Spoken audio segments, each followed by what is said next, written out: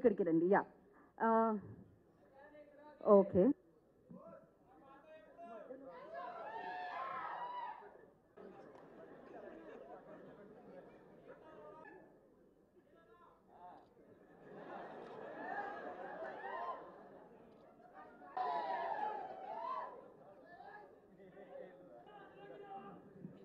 Okay.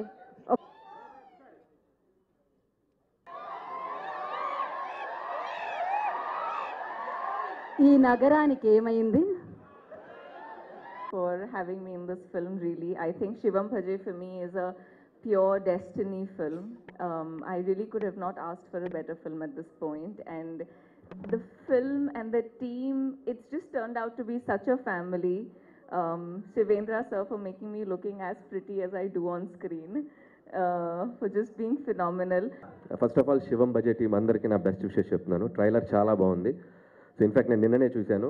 నాకు అశ్విన్ తను ఏ film చేసినా వచ్చి నాకు ముందు తన కంటెంట్ చూపిస్తాడు. సో నాకు ఇండస్ట్రీలో ఉన్న ఒక చాలా తక్కువ మంది ఫ్రెండ్స్లో అశ్విన్ ఒకడు. So like brother. సో తను ఏ సినిమా చేసినా ఆ సినిమా బాగా ఆడాలని నేను కోరుకుంటాను. తను ఏ ఈవెంట్కి పిలిచినా ఒక మెసేజ్ ఆర్ కాల్. సో అంత ఇష్టం అశ్విన్ నాకు. సో అశ్విన్, ఇది కూడా నీ కెరియర్లో ఇంకో మంచి ఫిల్మ్ అవ్వాలని విష్ చేస్తున్నాను. టాలెంట్ మాత్రం ఉంటే సరిపోదు, టాలెంట్తో పాటు కసి ఉండాలి. అది వెరీ వెరీ ఇంపార్టెంట్. అందరూ చాలామంది టాలెంటెడ్ యాక్టర్స్ ఉంటారు, కంపోజర్స్ ఉంటారు, కెమెరామ్యాన్స్ ఉంటారు. బట్ ఆ ఒక కసి ఉంటేనే అది వీల్ అచీవ్ ద పాయింట్. వీడికి అసలు ఆ కసి ఒళ్ళంతా ఉంది. కసిగాడు సింగిల్ కొట్టి ఇవరా నేను ఆడతాను రా బ్యాటింగ్ అంటే ఎవడే ఆడే కొట్టాలి, ఆడే గెలవాలి, విన్నింగ్ షాట్ వాడే కొట్టాలి అని వాడికి అసలు ఆ పంతం అది అన్న దగ్గర నుంచి వచ్చిందో లేకపోతే వాడికి ఎలా పుట్టినప్పటి నుంచి ఉందో. All I wish only one thing for Ashwin is. So ఈ ట్రైలర్ చూసినప్పుడు ఒకటే అనిపించింది, అశ్విన్ చాలా పగడబందీగా ప్లాన్ చేసావు మైక్.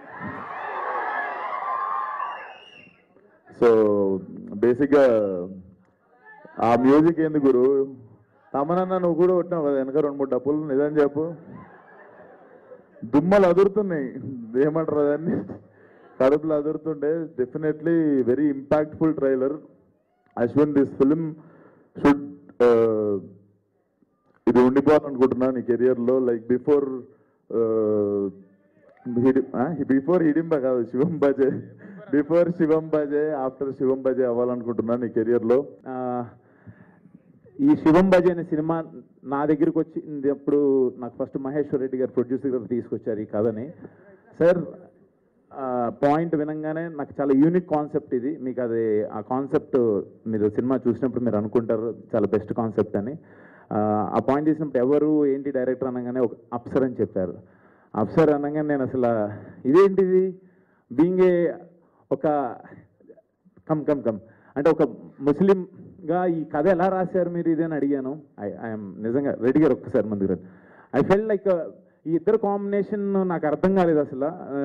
పాయింట్ వినంగానే ఐ ఫెల్ట్ వెరీ హ్యాపీ. ఏదో సంథింగ్ శివయ్యే పంపించారని నేను ఫీల్ అయ్యి ఈ పాయింట్ నేను ఒప్పుకున్నాను.